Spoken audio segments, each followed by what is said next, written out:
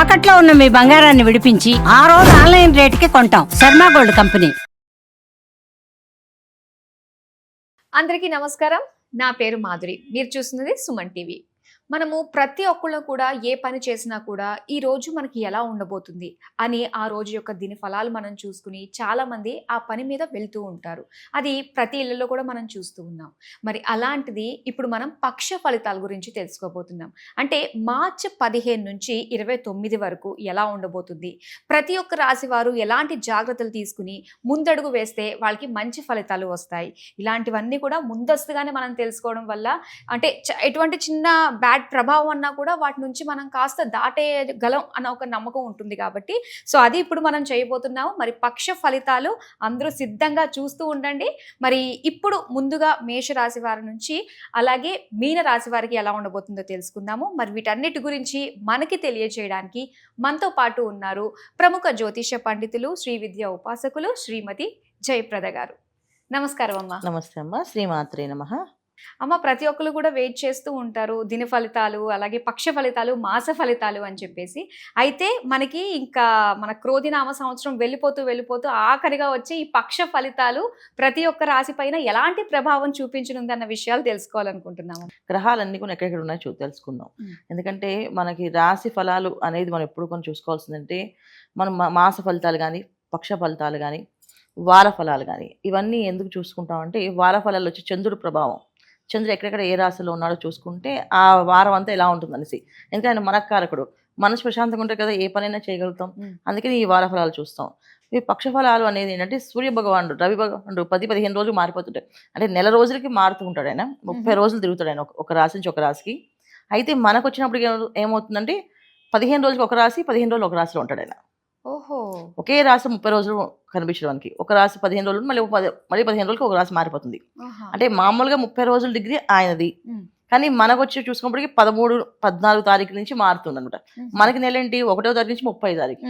అక్కడ వీళ్ళు సూర్య భగవాన్ మారేది ఏంటి, ఇప్పుడు మనకి మామూలుగా చూసుకుంటే మకర సంక్రమణం అంటే ఏంటి, మకర రాశిలో 14వ తారీఖు సంక్రాంతి వస్తుంది. అక్కడ రవి ప్రవేశిస్తారు మకర రాశిలో. సో అక్కడ ఉత్తరాయణ పుణ్యకాలం వస్తుంది. అంటే ఇక్కడ ఏమైంది, రవి వచ్చింది కరెక్ట్గా నెల రోజులకి ఆయన అక్కడ ఉంటాడు రాశిలో. అయితే ఆయన వచ్చింది ఇక్కడ 14వ తారీఖు వచ్చాడు. ఇప్పుడు మనకి 15 రోజులు అయిపోయిన తర్వాత వచ్చాడు ఆయన. అలా ఏంటంటే ప్రతి రవి ఈ పక్ష ఫలితాలు ఎందుకు చూసుకుంటాం అంటే రవి ఇలా మారుతుంటారు కనుక ఇలా మారినప్పుడు ఏమవుద్ది, ఒక రాశి మన ముందు ఉండొచ్చు, ఒక రాశి వెనక ఉండొచ్చు ఆయన. సో ముందు రాశి ఉంటే అదృష్టం ఎలా ఉంటుంది, వెనక రాశి ఉంటే అదృష్టం ఎలా ఉంటుంది అని తెలుసుకోవడానికి ఈ పక్ష ఫలితాలు అనమాట. సో మాస ఫలితాలు వచ్చేప్పటికి ఏమవుతుంది, బుధుడు, కుజుడు, శుక్రుడు వీళ్ళు కూడా మారుతారు. ఈ 4 గ్రహాలు మారడం వల్ల ఈ మాస ఫలితాలు అనేది చూసుకుంటుంటాం. ఎందుకంటే మన బుద్ధినిచ్చేవాడు బుధుడు అండ్ ఏ పనైనా చేయాలి అంటే మొండు ధైర్యాన్ని ఇచ్చేది కుజుడు అండి. ఒక పని చేయాలి అంటే ఒక కోరిక ఉంటేనే చేస్తాం, అసలు పని ఎందుకు చేయాలి ఆ రీజన్ ఇచ్చేవాడు శుక్రుడు. సో ఈ 4 గ్రహాలు కదిలినప్పుడు ఈ మాసం అంతా ఈ పనులు అవుతాయి, ఈ పనులు అవ్వవు చెప్పండి మాస ఫలితాలు. ఈ విధంగా మనం చూసుకుంటాం కనుక ఈ మాస ఫలితాలు, పక్ష ఫలితాలు, వార ఫలాలు. అయితే మనం ఈ పక్ష ఫలాలు ఎందుకు చెప్పుకుంటాం అంటే ఈ మాసంలో గ్రహాలన్నీ కూడా మీనరాశులు ఎక్కువగా ఉన్నాయి. అన్ని రాశుల కంటే ఒక్కొక్క రాశిలో ఒక్కొక్క ప్లేస్లో ఉండేవి, కానీ ఈసారి ఏంటంటే షష్టగ్రహ కూటమి అనేది వస్తుంది కనుక మనకి. సో అన్ని గ్రహాలు ఒకే ప్లేస్లో ఒకే రాశిలో ఉండడం వల్ల మ్యాక్సిమం గ్రహాలు మీనరాశిలోనే రవి, బుధుడు, శుక్రుడు, రాహు ఈ 4 మీన రాశిలో ఉన్నాడు. తర్వాత గురువు వృషభ రాశిలో ఉన్నారు, మిథున రాశిలో కుజుడు ఉన్నారు, కుంభరాశిలో శని భగవాన్ ఉన్నాడు. సో ఇలా ఉండడం వల్ల ఏంటంటే కొన్ని రాశులకి యోగాలు బాగున్నాయి, కొన్ని రాశులకి కాస్త జాగ్రత్తగా ఉండాల్సిన పరిస్థితి ఉంది. అది మనం చెప్పుకుందాం. అమ్మ, ఇక తులారాశి వారి పక్ష ఫలితాలు ఎలా ఉన్నాయంటారు? తప్పకుండా తులారాశి వాళ్ళకి ఎలా ఉంది కాదు, ఎంత బాగుంది అడగచ్చు మీరు. ఎందుకంటే చాలా బ్రహ్మాండంగా ఉంది. ఇప్పుడు ఎవరికైనా స్థానాల్లో పాపస్థానాల్లో పాపగ్రహాలు యోగిస్తుంటాయి, శుభస్థానాల్లో శుభగ్రహాలు యోగిస్తుంటాయి. సో పాపస్థానంలో శుభగ్రహాలు వెళ్తే యోగించవు, కానీ శుభస్థానాల్లో పాపగ్రహాలు వెళ్ళినా యోగిస్తాయి. మీకు అర్థమైందా? పాపస్థానాల్లో పాపగ్రహాలు యోగిస్తాయి, శుభస్థానాల్లో శుభగ్రహాలు కూడా యోగిస్తాయి. శుభగ్రహాలు వెళ్ళి పాపస్థానంలో ఉన్న గ్రహాల్లోకి వెళ్తే యోగించలేవు అవి. ఎందుకంటే అవి పాపస్థానంలోకి వెళ్ళే కదా, అవి వాళ్ళు కొంచెం భయంగానే ఉంటాయి, ఇవి మనకి యోగించవు. కానీ పాపగ్రహాలు వచ్చి శుభస్థానంలోకి వచ్చాయంటే యోగిస్తాయి. వాళ్ళ ఇంట్లో కంటే పక్కింట్లో ఇంకా లాక్కుని తీసుకునేది ఎక్కువ అనమాట.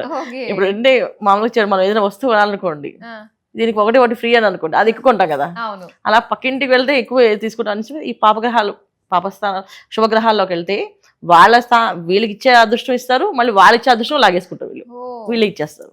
ఓకే. సో అంత యోగం అనమాట.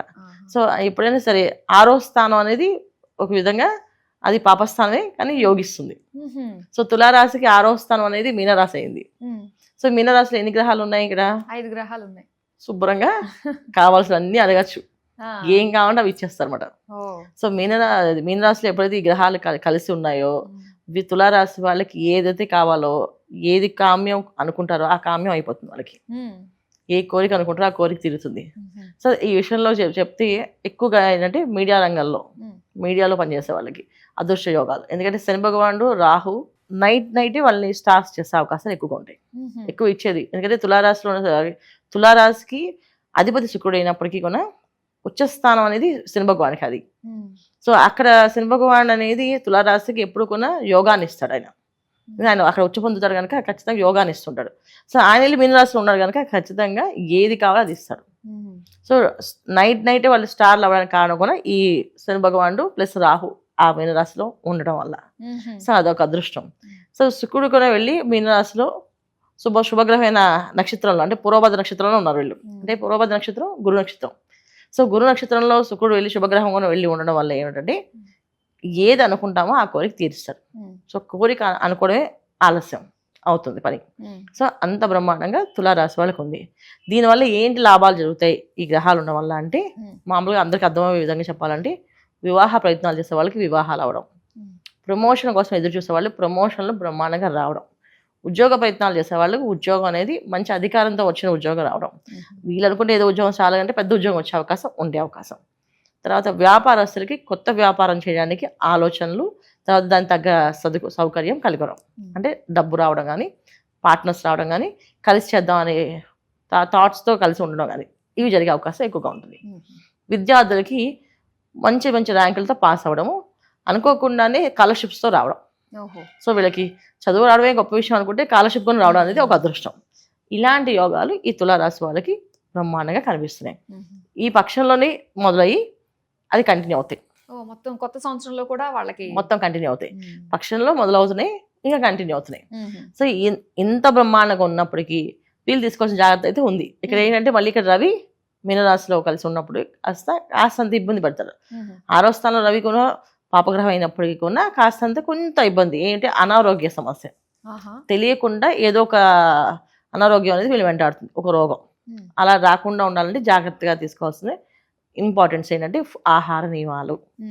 ఇంట్లో ఆహారం తినడము, బయట ఆహారం తినకుండా ఉండడం అనేది చాలా ముఖ్యమైన అవసరం వీళ్ళకి. సో బయట ఎక్కడ పడితే అక్కడ ఆర్డర్స్ చేసి తినేసుకుండా ఇంట్లో ఆహారం, ముఖ్యంగా శాకాహారాన్ని ఎక్కువ తీసుకోవడం అనేది చాలా అవసరం.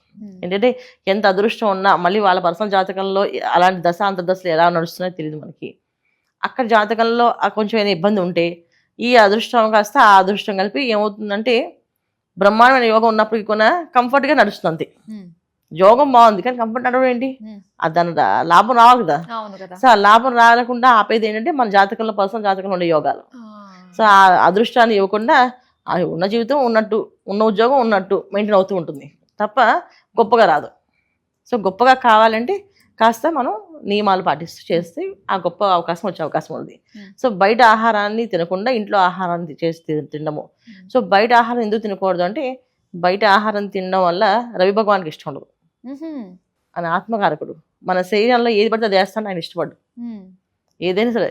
సో దానికి ఒక శాకాహారంగా ఒక సాత్వికమైన ఆహారాన్ని పొల్యూట్ అవ్వకుండా, అంటే మన బాడీలో ఎటువంటి పొల్యూషన్స్ రాకుండా, గ్యాస్ సంబంధించిన ఇబ్బందులు రాకుండా అంటే హెవీగా మసాలాలు తింటే ఖచ్చితంగా గ్యాస్ ప్రాబ్లమ్స్ అలా వస్తాయి. అదే నార్మల్గా పప్పు కూర పచ్చడి తిన్నాం అనుకుంటే ఏ ప్రాబ్లం రాదు కదా.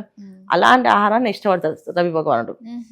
సో ఆయన అక్కడ ఉన్నారు కనుక ఖచ్చితంగా మనం అలాంటి ఆహారం తీసుకుంటే ఎటువంటి ఇబ్బంది రాదు.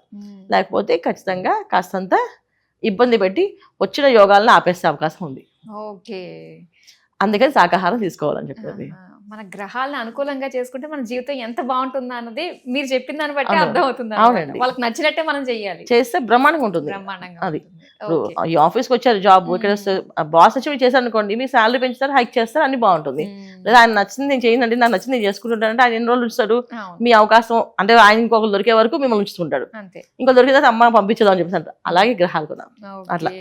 చాలా బాగా చెప్పారమ్మా. తులారాశి వారి ఫలితాలు తెలియజేసినందుకు ధన్యవాదాలు. నమస్తే అమ్మ. శ్రీమాత్రే నమః.